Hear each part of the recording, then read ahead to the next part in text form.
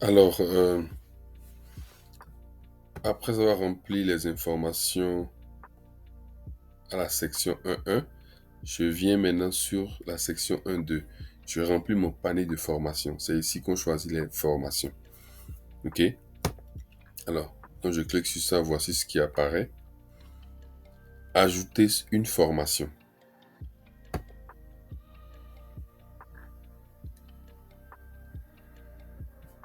Euh, voilà. Donc, voilà. Quand je clique sur ajouter une formation, voici ce qui apparaît. Si je suis en train de chercher des formations en licence 1, c'est-à-dire en première année de licence, je dois cocher cette case-là. Comme cela, le moteur de recherche va me lister uniquement les formations de première année de licence.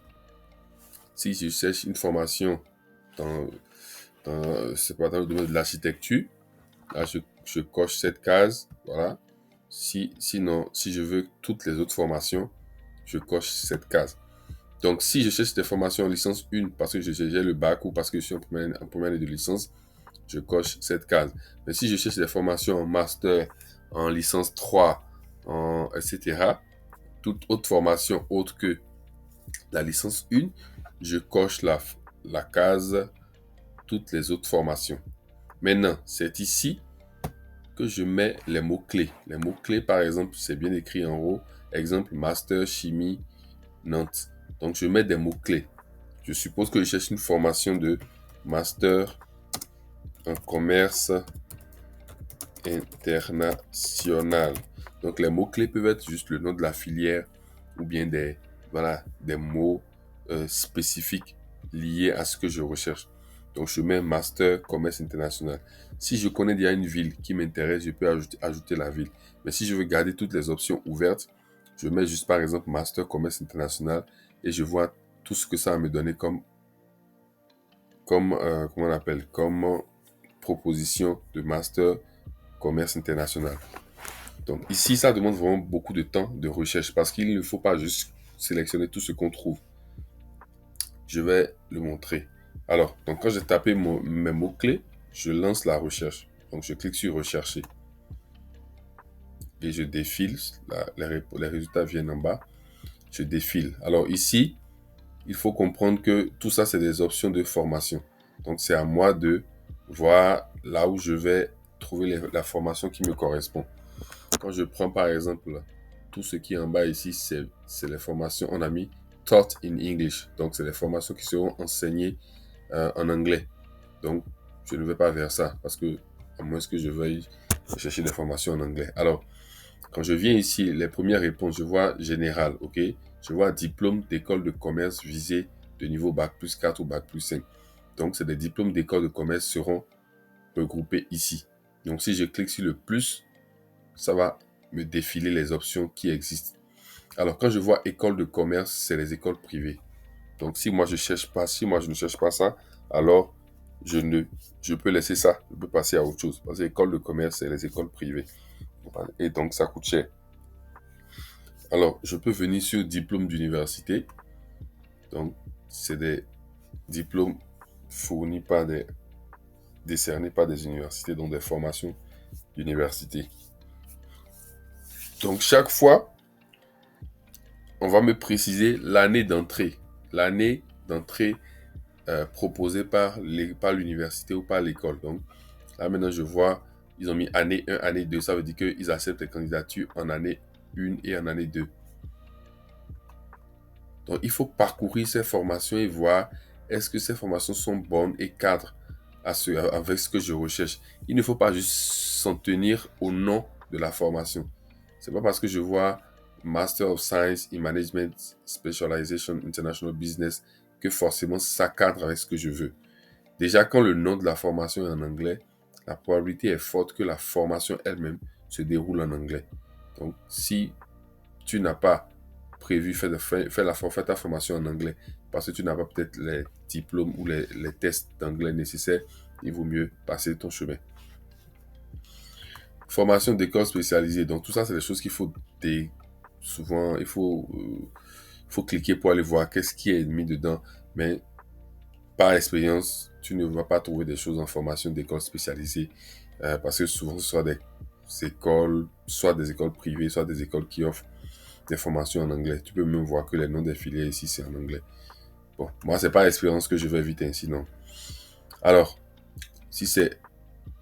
Bon, ça, c'est licence, ça ne me concerne pas. MBA, si je cherche un MBA, par exemple, voilà, j'ai International Master in Luxury Business. Master, bon, les MBA, souvent, c'est des écoles privées ou des instituts, mais les formations sont souvent en anglais ou bilingue. Donc, il faut s'assurer qu'on répond aux critères avant de sélectionner MBA. Les MBA sont aussi chers et sélectifs.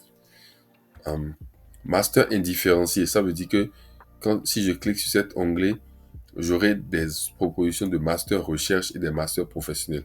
Master recherche, c'est le master qu'on fait avec mémoire à la fin. Master professionnel, c'est le master professionnel, quoi. Il n'y a pas de recherche. Donc, si je clique sur master indifférencié, c'est que je veux voir les options de master professionnel mélangées avec des masters recherche. Donc, ce sera à moi d'aller chercher pour m'assurer si c'est un master recherche ou un master professionnel. OK? Master of Science, ça aussi, souvent, c'est les écoles privées. MSc International Marketing. Donc, tout ça, ça ne m'intéresse pas. Moi, j'ai mis Master Commerce International. Donc, Master professionnel. Donc, ça, c'est pour ceux qui veulent pas faire de la recherche. Alors, quand je clique sur Master professionnel, j'ai trois choses. J'ai art, lettres, langue, droit, économie, gestion, management et commerce international. C'est-à-dire que ma formation peut se retrouver dans un département donné. Comme on a le département de psychologie sur le campus, le département de sciences juridiques, le département de sciences économiques. Donc, il y a une formation qui peut se retrouver dans le département de sciences juridiques ou dans le département de lettres ou dans le département de sciences économiques, etc. Donc, c'est pas parce que j'ai mis master en commerce international que forcément ça va se retrouver uniquement dans le département des sciences de gestion. Ça peut se retrouver aussi dans le département des langues parce qu'il peut y avoir le commerce international avec la dominante, avec des aspects, plus les aspects linguistiques du commerce international. Donc, il faut faire attention. De toute façon, c'est vraiment là, il faut prendre du temps. Ici, on n'est pas pressé. Il faut vraiment prendre du temps, aller ouvrir les formations, aller voir ce qui est dedans et lire. Donc, je suppose que je suis venu ici maintenant, master professionnel. Ok, j'ai cliqué, j'ai management et commerce international, MCI, année 1. J'ai sous ça, commerce international, année 1, année 2, négociation trilingue, année 1, année 2. Donc, par exemple, je clique sur commerce international. Quand je clique sur ça, ça me donne les détails en bas. C'est l'Université Polytechnique Hauts-de-France qui offre ça. C'est l'Institut de Société et Humanité, le site. Le site, ça veut dire le campus. C'est le site de Valenciennes, donc le campus de Valenciennes. Mais attention, il faut regarder ici. C'est écrit formation fermée par l'établissement. Si je remarque qu'il est écrit ici formation fermée par l'établissement, ça veut dire que je ne peux pas accéder, je ne peux pas choisir cette formation dans mon panier de formation. Donc, je dois chercher une autre formation. Ok, donc là maintenant, je vois c'est marqué formation fermée par l'établissement. Donc, je laisse tomber, je vais chercher une autre formation. Parfois, une formation fermée par l'établissement peut être rouverte après, peut-être les jours qui suivent, la semaine qui suit. Ou parfois, il y a eu des cas où l'université a oublié d'ouvrir ça sur la plateforme ou bien n'a pas ouvert sur la plateforme par erreur. Et c'est les étudiants qui leur ont écrit qui ont attiré leur attention. Mais bon, voilà. Quand une formation est fermée, ça veut dire que c'est pas la peine, il faut laisser tomber. Il faut aller chercher une autre formation. Donc, je vais maintenant chercher encore. Je reviens ici. Donc, c'était la seule école qui offrait cette formation. Sinon, normalement, quand j'ai cliqué sur ça, j'allais avoir plusieurs options. Donc, je vais aller sur négociation trilingue et voir. C'est la même école. Formation fermée par l'établissement encore. Donc, je laisse tomber. Donc, je referme ceci. Je vais dans, par exemple, langue étrangère appliquée. Parcours commerce international. Alors, si ta formation se retrouve dans un département, il faut savoir que la dominante sera, par exemple, je fais la recherche sur le master commerce international. Mais ça se retrouve ici, ou du moins, j'ai ici langue étrangère appliquée. Donc, c'est le département de langue étrangère appliquée. C'est dans ce département que les formations listées en bas se retrouvent. Donc, ça va être plus lié à la langue. Commerce international, mais plus lié aux langues étrangères. Donc, les gens qui parlent plusieurs langues, des trucs comme ça. Donc, si moi j'ai une maîtrise en gestion, ou une licence en gestion, ou un master en gestion, ou que mon département c'est la gestion, ce que j'ai fait c'est la gestion, au lieu de perdre mon temps et d'aller dans le domaine d'aller voir ce qui est dans art, lettres et langues, je vais directement aller par exemple dans droit, économie, gestion. Parce que c'est là que se trouve mes, mon département. Tu vois, le département dans lequel moi j'ai étudié et dans lequel je souhaiterais que ma formation se situe. Donc, première chose, j'irai d'abord directement chercher ici. Donc, je vais commerce international et le monde chinois. Bon, ça ne m'intéresse pas. Management et commerce international. Je vois affaires internationales, par exemple. Je vois université Jean Moulin. Donc, quand je vois le mot université, c'est que c'est public souvent, avec le nom de la ville. Donc, université Jean Moulin, université quelque chose, voilà. Donc, ici, ce n'est pas mentionné formation fermée, donc je peux sélectionner la formation. Donc, je suppose que quand j'ai cliqué sur la formation, j'ai cliqué sur la formation, j'ai en bas, en même temps, j'ai la fiche de formation. C'est une sorte de résumé de ce que cette formation prévoit, ce à quoi il faut s'attendre en sélectionnant cette formation. Donc quand je clique sur ça, ça me donne plus de détails. Année d'entrée, c'est l'année à laquelle ils prennent les l'année à laquelle ils prennent les demandes d'admission, quoi. Je vois Master Pro, gestion, mention, management et commerce international, option affaires internationales. Université Chamoulin, Lyon 3. Lyon, attends. Bon, il y a des écoles où c'est écrit université. Tu vois le logo Bienvenue en France. C'est un établissement labellisé Bienvenue en France. C'est juste pour dire que c'est un établissement qui est reconnu pour accueillir beaucoup d'étudiants internationaux, quoi. En tout cas, qui a une certaine renommée ou un certain standard dans l'accueil des étudiants internationaux.